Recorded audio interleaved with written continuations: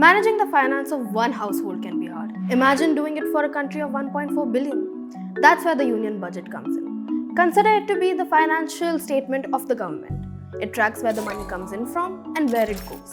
In 1947, R.K. Shanmugham Chetty delivered independent India's first union budget. Considering that the country was going through severe economic turmoil at the time, the budget mainly talked about stabilizing finances and managing inflation. Come today, the budget has evolved so much that it's managing everything from food shortages to climate change. But how does it do it? The budget is divided into two parts. First is the revenue budget, which tracks your daily expenses and income.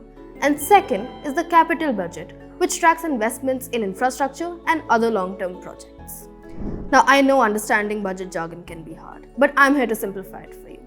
There are three key terms that you need to know about. First is receipts. This is the income of the government. Where is it getting its money from? Your taxes, called the tax revenue, and payments from dividends in PSUs, which is called non-tax revenues. Second is expenditure. Where is the government spending its money? Salaries, subsidies, and other long-term projects. And third is deficit. Now, deficit comes into play when the government ends up spending more than it's earning. So, the deficits tell us about the borrowing activity of the government. Now, I know it's hard and it can be tricky, but we're here to handhold you through it.